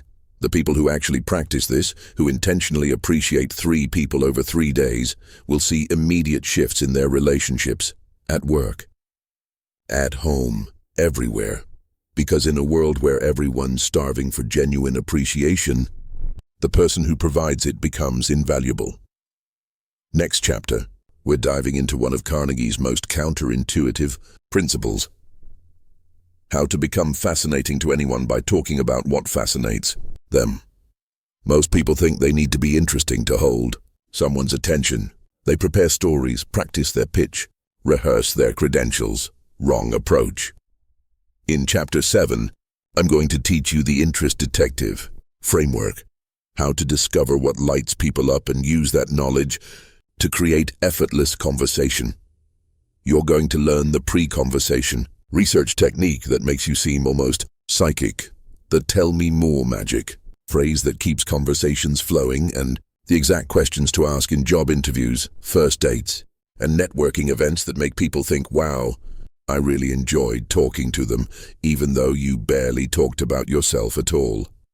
Let's go. Chapter 7. Talk in terms of other people's interests. Theodore Roosevelt had a secret weapon.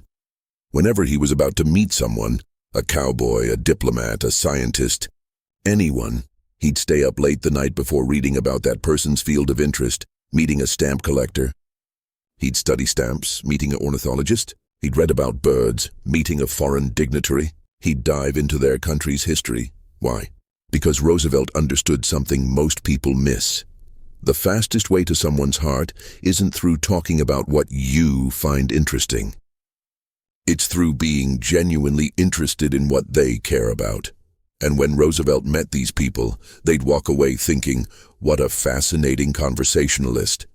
Even though Roosevelt barely talked about himself at all, he just asked great questions and listened with genuine curiosity. That's the principle we're diving into today. Curiosity is charisma.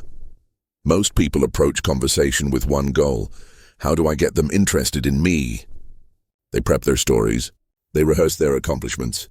They wait for openings to showcase their knowledge, and the conversation dies.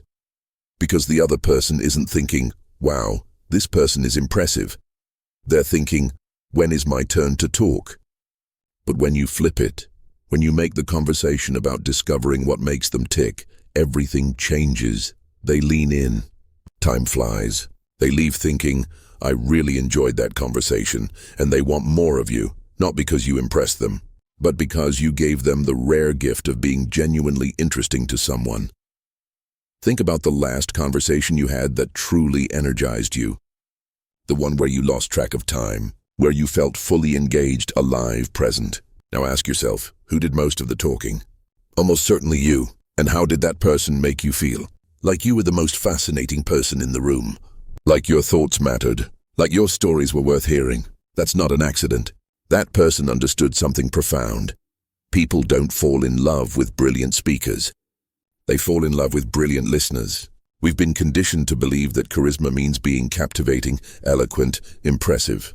But real charisma is making others feel captivating. It's creating space for them to shine. And here's the paradox. The more space you create for others, the more magnetic you become. Because in a world full of people desperate to talk about themselves, the person who genuinely wants to listen becomes irresistible. That's not a technique. That's a superpower. Let me show you exactly how to do this. I call it the interest detective framework. Step 1. Pre-conversation research before any important conversation, a job interview, a first date, a networking coffee, a meeting with a potential client. Do your homework. 5 to 10 minutes of research can transform the entire interaction. LinkedIn, check their profile.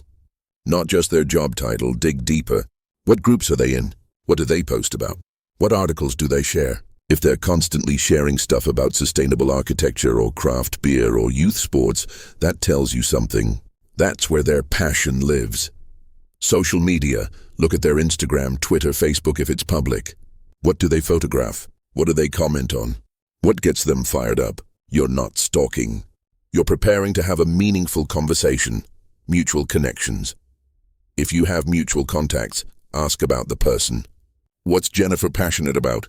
What lights her up? People love sharing insights about others. Google, quick search. Have they been featured in articles? Given talks? Written anything? 5 minutes of research gives you conversational gold. Now, here's the key. You're not doing this to show off that you researched them. You're doing it so you can ask better questions. Step 2. Ask open-ended questions, closed questions. Do you like your job? Open-ended questions. What's the most interesting project you're working on right now? See the difference? Closed questions get yes/no answers. Dead end. Open-ended questions invite stories. They give people permission to share what actually matters to them. Here are some killer open-ended questions for different scenarios. Networking, professional. What got you into this field? What's changing in your industry that most people aren't paying attention to? What project are you most excited about right now? First date, social. What's occupying your mind lately? If you had a completely free Saturday, how would you spend it? What's something you've been wanting to learn? Family, difficult conversations. What's been the highlight of your week? Tell me what you're thinking about, topic they care about. What would make this holiday gathering really great for you? Notice these questions can't be answered with one word. They invite elaboration. Step 3, the tell me more magic phrase. This is the simplest, most powerful conversation tool you'll ever learn. When someone shares something, instead of redirecting to your own experience, just say, tell me more about that. Them. I just started getting into woodworking. You. Tell me more about that. What got you interested? Them. We're dealing with some challenges on the new project. You. Tell me more. What's the biggest hurdle? 3 words. Infinite conversation possibilities. Tell me more. Signals genuine interest. It gives them permission to go deeper. It shows you're actually listening, not just waiting to talk. Step 4. Connect the dots as they share. Listen for threads. Connections between different things they mention. They mention loving hiking and frustration with work stress. You. It sounds like getting outdoors is how you recharge from the work intensity. They mention their daughter's soccer and waking up early. You. So those early Saturday games are probably your time together? When you connect the dots for people, when you see patterns they might not have articulated, they feel deeply understood, and people crave being understood more than almost anything. Step 5. Make it about application, not just discussion. As you learn about their interests, ask how they apply them. They love photography. How has photography changed the way you see everyday moments? They're into meditation. How do you bring that mindfulness into your workday? They follow politics. What do you think everyday people should be paying more attention to? You're not just making small talk about their hobby. You're exploring how their interest shapes their worldview. That's where real connection happens. Let me tell you about Alex. Alex was terrible at networking events. He'd show up, grab a drink, hover awkwardly, leave early. He thought he was boring, that he didn't have interesting things to say.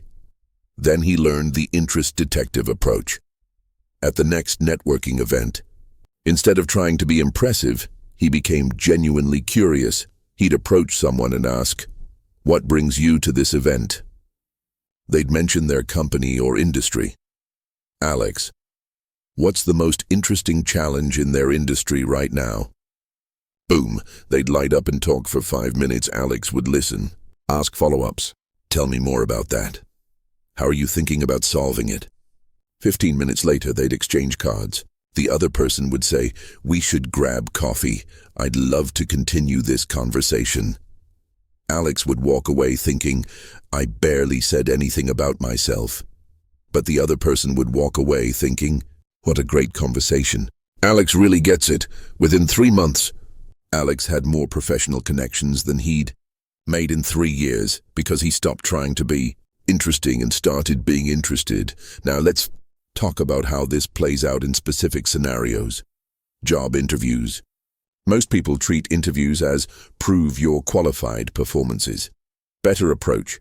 Research the interviewer and company. Then ask great questions. "I saw the company just launched product. What's been the most surprising thing about how customers are using it? You've been here for X years. What's changed most about the culture in that time?" You're showing you did homework. You're genuinely curious, and you're making the interviewer feel like an expert. They'll remember you as engaged and insightful, even though you talked less than usual. First dates. Stop trying to impress. Start trying to discover. Research their interests from their dating profile. Then ask about them. They mentioned loving travel. What's the most memorable place you visited? They like cooking. What dish are you trying to master right now? Then listen. Ask follow-ups. Let them share their passion. The best dates aren't when you're impressive. They're when the other person feels interesting. Difficult in-laws. This is where people struggle most. They dread family gatherings because conversations are awkward or combative. Try this. Instead of avoiding or arguing, get genuinely curious about their interests. Your uncle loves fishing? Ask about it. Where do you like to fish? What's the biggest one you've caught? Your mother-in-law gardens? What's blooming right now? Any new plants this year? Find the thing they care about and ask them to share. You don't have to agree with their politics or lifestyle, but you can appreciate their passion. And when people feel appreciated for what they love, they soften. Networking events. Before you go, look at the attendee list. Pick 3 people you want to meet. Research them. When you approach them, you're not going in blind. "Hi, Marcus. I saw you're working on AI applications in healthcare. I'm fascinated by that space. What's the most promising use case you're seeing?" Marcus will think you're brilliant. You just asked a great question based on 5 minutes of LinkedIn research. Here's what's wild about this approach. The less you talk about yourself, the more people want to know about you. When you're genuinely curious about them, they become genuinely curious about you. Eventually, they'll turn it around. "Wait, I've been talking forever. Tell me about you." And now you've earned the right to share. They're actually interested, not just being polite. Here's your challenge for this chapter. In your next 3 conversations, practice the interest detective framework. Before the conversation, do 5 minutes of research. Find one thing they care about. During the conversation, ask open-ended questions. Use "tell me more" at least twice. Connect the dots between what they share. After the conversation, notice how they responded. Did they light up? Did they want to continue talking? That's the power of talking in terms of their interests. Comment "interest detective" if you're committing to trying this. Because here's the truth. This technique feels counterintuitive at first. Your instinct will be to share your own stories. Prove your knowledge, redirect to common ground. Resist, stay curious. Keep the focus on them. The payoff is relationships that feel effortless, conversations that flow naturally, connections that stick. All because you mastered the art of being interested. We're in the home stretch now. 3 chapters left. Next up, we're tackling one of the hardest but most powerful principles: how to admit your mistakes and watch respect multiply. This goes against every instinct. We're taught to never show weakness, to always appear confident and competent. But there's a counterintuitive truth here. Perfection repels. Authentic humanity attracts. In Chapter 8, I'm going to show you the exact formula for admitting mistakes in a way that actually increases trust when not to. Apologize because boundary setting matters, and the story of a leader who became more trusted after admitting a major failure than he was before. Let's go. Chapter 8. Admit your mistakes and watch respect multiply. Benjamin Franklin once wrote an angry letter to a colleague who'd wronged him. He planned to mail it the next day, set it on his desk ready to go. But that night he reconsidered. He realized his letter, while technically correct, would destroy the relationship, so instead he wrote a completely different letter, one that started with, "I'm afraid I may have misunderstood your intentions." Franklin took the blame for the misunderstanding, even though he wasn't at fault. The relationship was saved. The issue was resolved, and the colleague became one of Franklin's strongest allies. Franklin understood something that most people never learn. Admitting fault, even when you're not entirely at fault, is one of the most powerful relationship tools you have. It disarms anger. It builds trust. It shows strength, not weakness. And yet most of us would rather chew glass than admit we were wrong. Why? Because we're terrified that admitting mistakes makes us look incompetent, weak, unqualified. But here's the paradox. Perfection repels. Authentic humanity attracts. When you pretend to be flawless, people don't trust you. They know you're hiding something. They wait for the mask to slip. But when you own your mistakes quickly and cleanly, people respect you more, not less. Let me show you exactly how to do this. The admission formula: when you mess up, and you will. Here's the 4-step formula that turns a mistake into a trust-building moment. Own it quickly and completely. Don't wait. Don't minimize. Don't make excuses. Not, "Some mistakes were made." Not, "If anyone was offended." Not, "I'm sorry you feel that way, but I messed up. This was my fault." Quick, clear, no weasel words. The faster you own it, the faster it's over. The more you delay or deflect, the worse it gets. No excuses, just acknowledgement. This is where most people blow it. They admit the mistake but immediately add caveats. "I'm sorry I missed the deadline, but I was overwhelmed with other projects and my laptop crashed and..." Stop. All those buts erase the apology. They signal you're not really taking responsibility. You're justifying. Instead, "I missed the deadline. That affected the whole team's schedule. I'm sorry, period. No buts. If there are legitimate extenuating circumstances, you can mention them later. But lead with clean ownership first. State what you learned. This shows the mistake wasn't wasted. You extracted value from it. I learned I need to build in more buffer time for unexpected issues. I learned I need to communicate earlier when I'm struggling with a timeline. I learned to double-check those calculations before presenting. This shifts the conversation from blame to growth. You're not just sorry, you're better now. 4. Show corrective action, the most important step. What are you doing to ensure it doesn't happen again? Going forward, I've set up a project management system to track all deadlines. I've scheduled a weekly check-in with you so you know where I am on projects. I've created a checklist to run through before any client presentation. Specific, actionable, reassuring. This is what people need to hear. Not just, "I'm sorry," but "Here's how I'm fixing it." Let me tell you about Kevin. Kevin was a VP at a tech startup. Smart guy, high performer, but he made a major mistake. He greenlit a product feature without consulting the engineering team. By the time they found out, they'd committed to a launch timeline they couldn't meet. The team was furious. The CEO was disappointed. Kevin could have been fired. Here's what he did instead. He called an all-hands meeting. Stood in front of everyone. "I made a significant error in judgment. I approved a feature without checking engineering feasibility. That put impossible pressure on the team and jeopardized our timeline. This was entirely my fault. No excuses, no blame shifting, just clean ownership. Then, what I learned is that my enthusiasm for customer features can't override operational realities. I need to slow down and consult before committing. Finally, here's what I'm doing differently. I've created a new approval process that requires engineering sign-off before any feature commitments.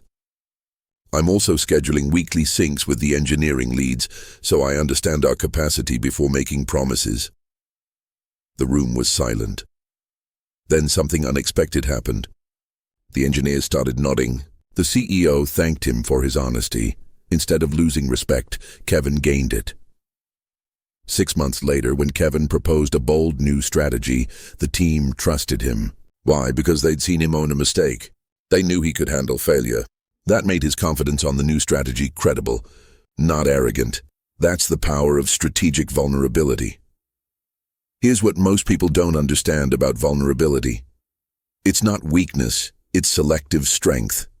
There's a huge difference between being vulnerable strategically and being vulnerable indiscriminately. Strategic vulnerability means owning real mistakes that matter to the relationship.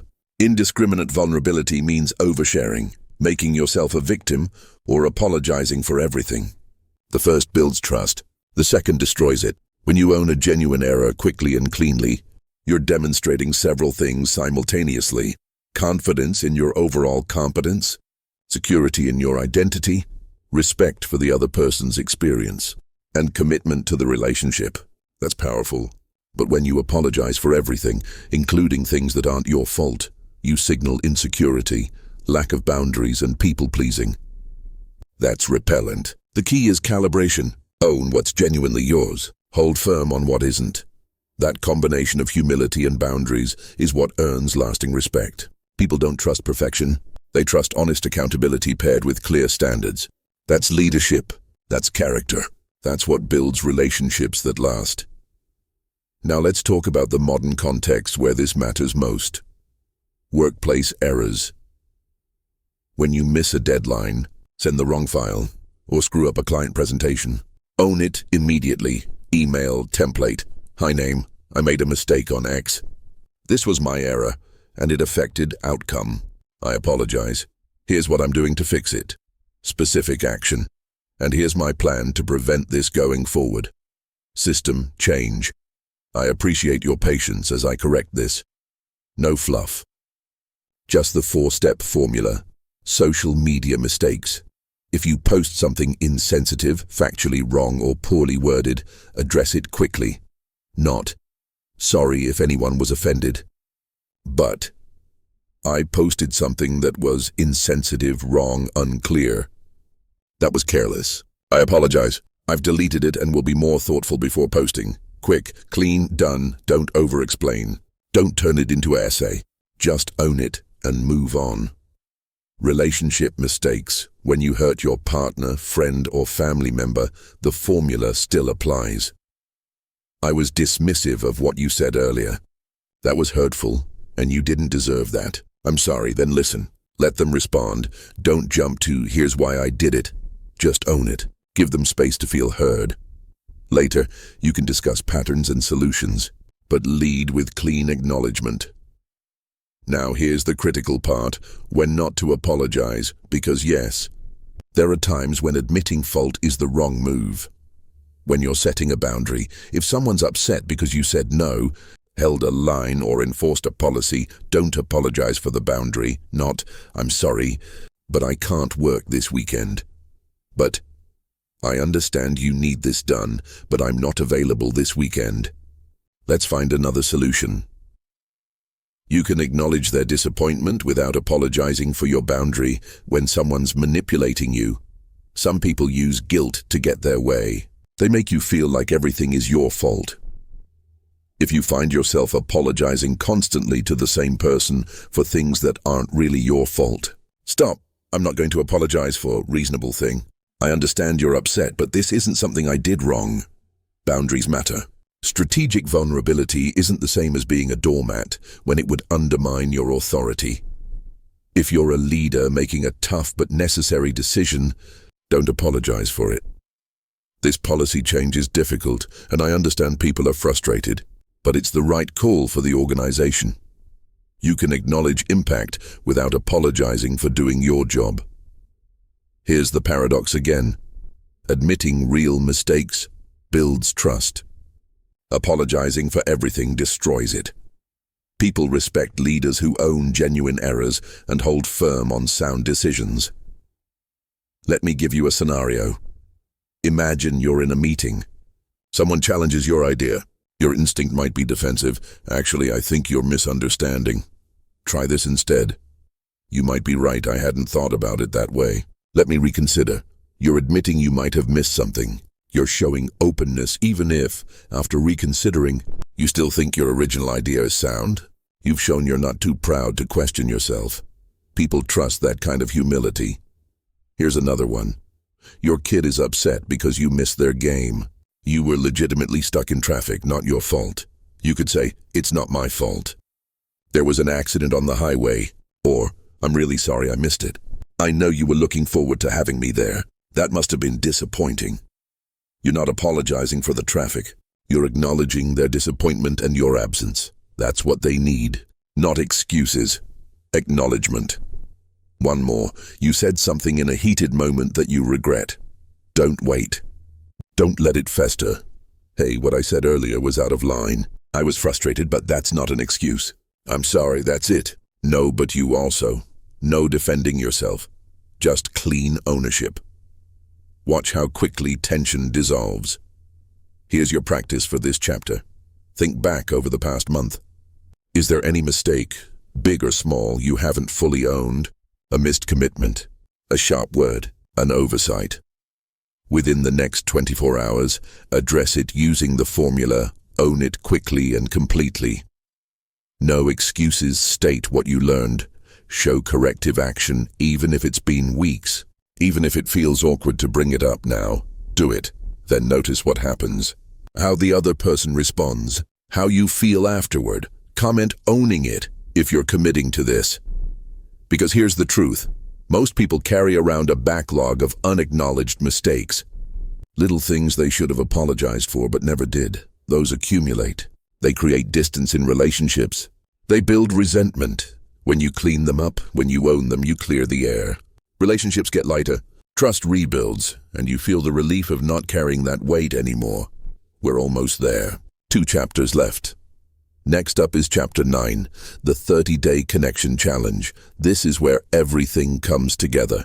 All the principles you've learned, all the techniques we've covered. I'm going to give you a day-by-day blueprint for the next 30 days. A system for integrating these practices into your daily life until they become second nature. Week 1. Listening and names. Week 2. Warmth and interest. Week 3. Appreciation and conflict. Week 4. Integration and mastery plus daily rituals, a tracking system, and a relapse plan for when you slip back into old habits. Because knowing these principles is one thing, living them is another. Let's make this stick. Chapter 9. The 30-Day Connection Challenge. Knowledge without action is just entertainment. You've learned the principles. You understand the frameworks. You've seen the stories, but none of it matters if you don't actually do it. So here's what we're going to do together. We're going to turn these principles into daily practice. For the next 30 days, you're going to intentionally build the habits that transform how people experience you. Not all at once, not perfectly, just consistently, because mastery isn't about one big moment. It's about small, daily disciplines repeated until they become automatic. Here's why daily practice matters more than you think. Your brain is wired through repetition, not revelation. You can have the most profound insight of your life, a light bulb moment that changes everything, and within 72 hours, you'll be back to your old patterns unless you reinforce that insight through action. Neuroscience calls this neuroplasticity, your brain's ability to rewire itself. But rewiring doesn't happen through understanding. It happens through repetition. Every time you choose to listen instead of interrupt, you're strengthening that neural pathway. Every time you remember someone's name, you're building that habit. Every time you yield instead of argue, you're rewiring your default response. Do it once, nothing changes. Do it daily for 30 days, everything changes. Because you're not just learning new techniques. You're literally rebuilding the automatic patterns that govern how you show up in relationships. That's not motivation. That's biology, and it works if you work it. Think of this as your connection gym. You're building relationship muscles. And like any workout program, you need a plan, progression, and accountability. Here's your 30-day blueprint. The 4-week structure. Each week has a primary focus.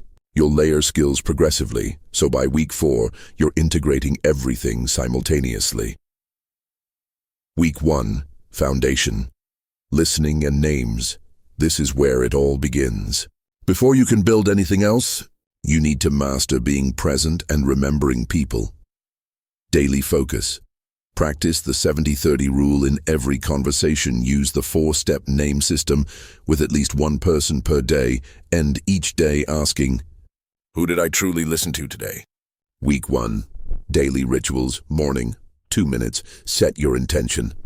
Today I will listen more than I speak. I will remember at least one new name. Midday check-in. 1 minute. Quick assessment. Have I asked more questions than I've answered? Did I use someone's name today? Evening reflection. 3 minutes. Journal or mental review. Who did I meet today? Did I remember their name? In conversations, who talked more, them or me? One thing I learned about someone today.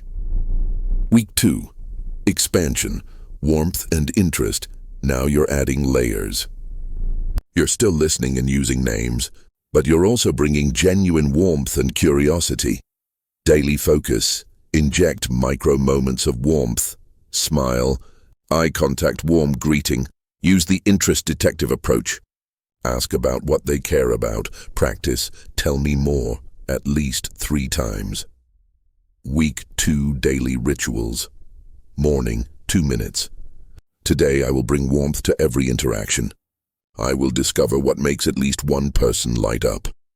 Midday check-in, 1 minute. Have I smiled genuinely today? Have I asked someone about their interests? Evening reflection, 3 minutes. What made someone light up today? Did I discover a new interest or passion in someone? Where did I bring warmth that made a difference? Week 3, deepening, appreciation and conflict avoidance. You're getting comfortable with the basics. Now, you're learning to appreciate authentically and disagree gracefully. Daily focus. Use the Tara method to appreciate at least one person. Practice strategic yielding on small issues. When disagreement arises, ask questions instead of arguing. Week 3 daily rituals. Morning, 2 minutes. Today I will genuinely appreciate someone specific. I will choose relationship over being right. Midday check-in, 1 minute. Have I thanked someone specifically? Have I avoided unnecessary arguments? Evening reflection, 3 minutes. Who did I appreciate today? How did they respond? Did I choose relationship over being right in any situation? Where could I have yielded but didn't? Week 4, integration. Everything together. This is mastery week. All the principles, all at once. You're no longer thinking about individual techniques. You're flowing. Daily focus, seamlessly. Integrate all principles. Notice which techniques feel natural versus which need more practice. Start seeing opportunities everywhere to apply what you've learned. Week 4 daily rituals. Morning, 2 minutes. Today, I will show up as the person I'm becoming. Someone who creates genuine connection everywhere. Midday check-in. 1 minute. Am I being the kind of person I want to be in relationships? Evening reflection, 3 minutes. What felt natural today? What still feels awkward? What breakthrough moment did I have? The connection. Scorecard. You can't improve what you don't measure. Here's a simple daily tracking system. Each evening, rate yourself 1 to 5 on these areas. Listening. Did I practice 70-30? Names.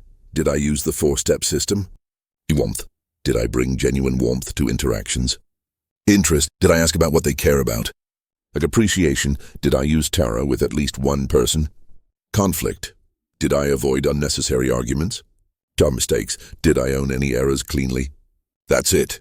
7 quick ratings. Take 60 seconds. If you score 4 to 5 on most items, you're crushing it. If you're mostly 2-3, you're being honest, and that's good. Keep practicing. If you're scoring 1s, you're either being too hard on yourself or you're not actually trying. Adjust accordingly. Track this somewhere visible.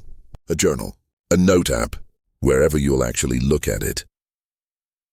The relapse plan, let's be real. You're going to mess up. You'll forget someone's name. You'll interrupt and talk too much. You'll win an argument you should have avoided. You'll skip your rituals for 3 days straight. That's normal. That's human. Here's what to do when you slip. Step 1. Notice without judgment. I just spent the whole conversation talking about myself. Old habit. Don't beat yourself up. Just notice. Step 2. Reset immediately. You don't have to wait until tomorrow to try again. Reset right now. Mid-conversation, you realize you're dominating. Ask a question. Hand the conversation back. Forgot someone's name? Admit it. Ask again. Use the system. Step 3. Identify the trigger. What caused the slip? Stress, fatigue, specific person or situation. When you know your triggers, you can plan around them. I always forget names at loud networking events. Solution. I'll jot them down immediately in my phone. Step 4. Recommit. Every morning is a fresh start. Don't let a bad day become a bad week. Yesterday was rough. Today, I'm back on it. Community and accountability. This is significantly easier if you're not doing it alone.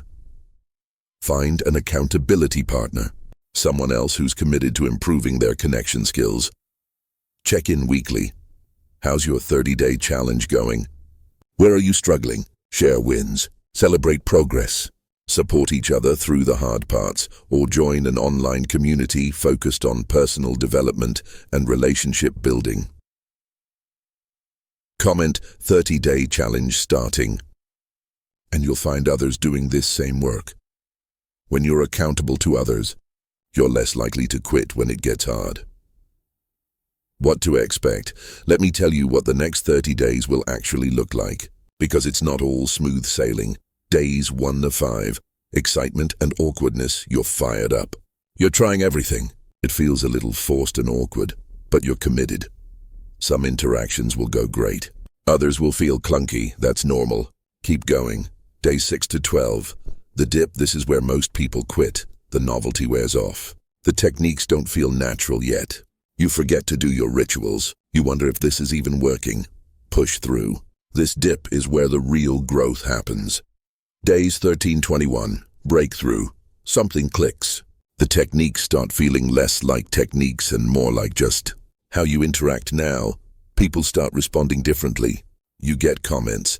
You're a really good listener. I always enjoy talking to you. You realize it's working. Days 22-30. Integration by now. Much of this is automatic. You don't think, okay, now I'll use the 70-30 rule. You just do it. Names stick easier. Warmth comes naturally. You catch yourself avoiding arguments without consciously deciding to. You're becoming the person you wanted to be.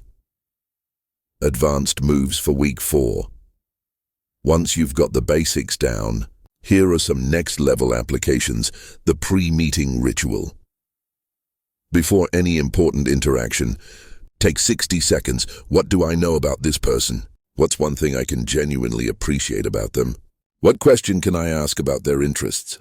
This simple prep makes every interaction more meaningful.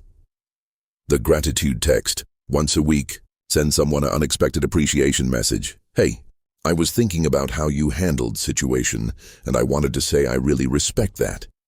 Thanks for modeling quality. No ask, no agenda, just genuine appreciation. Watch how it strengthens relationships.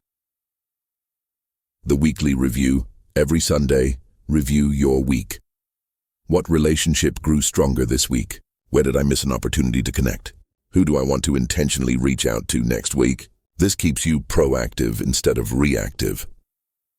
The non-negotiables. As you go through this 30-day challenge, here are the non-negotiables. The things you must do even on hard days. Morning intention. Setting, even if it's just 30 seconds. At least one person's name daily. Ask at least one genuine question about someone's Interests evening reflection, even if it's just mental, not written. That's it. 4 things. Even on your worst day, you can do these 4 things. And if you do, you're still moving forward. Your first 24 hours, don't wait until Monday. Don't wait until you feel ready. Start tomorrow. Actually, start today. Here's your first 24-hour action plan. Today, before bed, choose your tracking method. Journal, app, notebook. Set a morning reminder for your intention ritual. Identify one person you'll intentionally connect with tomorrow morning.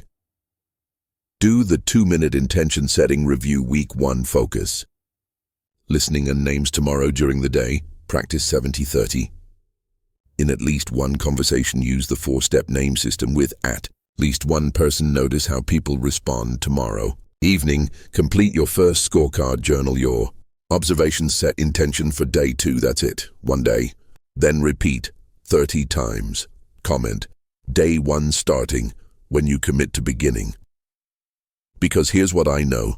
Most people will listen to this, nod along, and do nothing. But you're not most people. You wouldn't have made it this far if you were.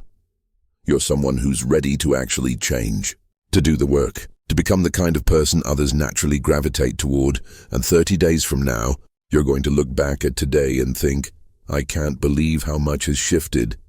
Your relationships will feel different, easier, warmer, more genuine. People will seek you out, want your input, value your presence, not because you became a different person, but because you became more fully yourself. The connected, warm, influential version of yourself that was always there. We're at the final chapter now. Chapter 10 is where I send you off, where we synthesize everything you've learned, where I give you the vision for what your life looks like 30, 90, and 365 days from now when you actually live these principles, and where I remind you of the one truth that makes all of this possible. You already have everything you need. You just needed the system to unlock it. Let's finish strong. Chapter 10. You're ready? Now go win friends. You made it. Not everyone does. Most people quit halfway through. They get the information but never do anything with it. But you're here, at the finish line, ready to actually begin. Because here's the truth. This isn't really an ending. It's a beginning. Everything you've learned over the past few hours, the listening, the names, the warmth, the curiosity, the appreciation, it's all been preparation for what comes next. Your life. Starting today, as someone who knows how to genuinely connect, let me tell you what that looks like. You now have 7 fundamental principles that most people will never learn. 1. Listen more than you speak. The 70-30 rule. Let them talk 70% of the time. Ask questions. Be genuinely interested, not just interesting. 2. Remember and use names. The 4-step system. Repeat immediately, create a visual, use it 3 times, write it down. Their name is the sweetest sound to them. 3. Bring genuine warmth. Not fake enthusiasm. Find real reasons to smile. Inject micro moments of warmth throughout every interaction. 4. Avoid arguments. You can be right, or you can be in relationship. Choose relationship. Use the disarming technique. Yield strategically. Turn critics into allies. 5. Make people feel important. The Tara method. Thank specifically. Acknowledge effort. Remember details. Ask their opinion. Genuine appreciation, not flattery. 6. Talk about their interests. Be an interest detective. Research before conversations. Ask open-ended questions. Use tell me more, connect the dots. 7. Admit your mistakes. Own it quickly. No excuses. State what you learned. Show corrective action. Vulnerability builds trust. Perfection repels. These aren't random tips. They're a complete system for human connection. When you use them together, you become magnetic. Not through manipulation, through authentic relationship building. The 3 biggest mistakes to avoid. Before we talk about what to do, let's talk about what not to do, because even with this knowledge, people still mess up in predictable ways. Mistake number 1, trying to apply everything at once, perfectly, You're going to be tempted to walk into your next conversation thinking, okay, 70-30 rule, remember the name, be warm. Ask about interests, appreciate them, avoid arguments. Stop. That's analysis paralysis. You'll be so in your head that you won't actually connect. Instead, pick one principle per week. Master it, then add the next one. Week 1, just focus on listening. That's it. Week 2, add names, and so on. Mistake number 2, performing instead of being present. These techniques aren't masks to wear, they're skills to develop. If you're mechanically asking questions without genuine curiosity, people will feel it. If you're using someone's name every sentence like a salesperson, it's creepy. The goal isn't to execute techniques, it's to become someone who naturally cares about people. Stay present, stay authentic. Let the techniques support genuine connection, not replace it. Mistake number 3, giving up when it feels awkward. The first few times you try this stuff, it will feel forced, unnatural, maybe even fake. That's normal. Every new skill feels awkward at first. You wouldn't expect to pick up a guitar and immediately sound like a professional. Same with connection skills. Push through the awkwardness. It gets easier, then it gets natural. Then it becomes just who you are. Don't wait. Start today. Here's precisely what to do in the next 24 hours. Within the next hour, choose your tracking method. Journal, note app, whatever works. Set it up. Identify 3 people you'll intentionally connect with tomorrow. Could be colleagues, friends, family, even the cashier at the grocery store. Set a morning reminder for your intention ritual. Tomorrow morning, 2 minutes. Do your intention setting. Today, I will listen more than I speak. I will remember at least one person's name. I will ask about what matters to them. Say it out loud or write it down. Make it real. Tomorrow during the day. With the first person, focus on the 70-30 rule. Let them talk. Ask follow-up questions. With the second person, use the name system. Repeat their name. Use it 3 times. Write it down immediately after. With the third person, be an interest detective. Ask what they're excited about. Use tell me more. That's it. 3 conversations. 3 different focuses. Tomorrow evening, 5 minutes. Complete your scorecard. Rate yourself honestly on the 7 areas. Journal one specific thing. What went well? What felt awkward? What will I do differently tomorrow? Then commit to day 2, 1 day at a time. 30 days total. Let me paint you a picture of what your life looks like when you actually live these principles. Days from now, your conversations feel different, easier, more natural. People respond to you with more warmth. They remember you. They ask to grab coffee, continue the conversation, collaborate on projects. You walk into a room with less anxiety. You know you can connect with anyone, so there's nothing to fear. You've made 2, 3 new genuine connections. Not just networking contacts, people who actually like talking to you. Your existing relationships have deepened. Your partner feels more heard. Your coworkers seek your input. Your friends text you first. Small shift, noticeable results. Days from now, your network has measurably expanded. You have new opportunities appearing. Job offers, project collaborations, social invitations. People describe you as easy to talk to, a great listener, someone who really gets it. You've been invited to things you wouldn't have been invited to before. Leadership meetings, social circles, insider conversations. Your confidence in social situations is completely different. You're not performing. You're not anxious. You're just present. Conflicts are easier. You navigate disagreements without damaging relationships. People respect your ability to stay calm and collaborative. Professional doors are opening. Personal relationships are richer. You feel less alone. 365 days from now. This is just who you are now. You don't think about the 70-30 rule. You just naturally ask questions and listen. You don't consciously use the name system. You just remember names because you've trained yourself to pay attention. You don't force warmth. You're genuinely warm because you've practiced finding things to appreciate in everyone. Your professional life has transformed. You're sought after for projects. You're considered for promotions. Your network is strong and genuine. Your personal life is richer. You have deep friendships. Your family relationships are warmer. You attract people who appreciate authentic connection. You're recognized as a leader, not because of your title, but because of how you treat people. And here's the beautiful part.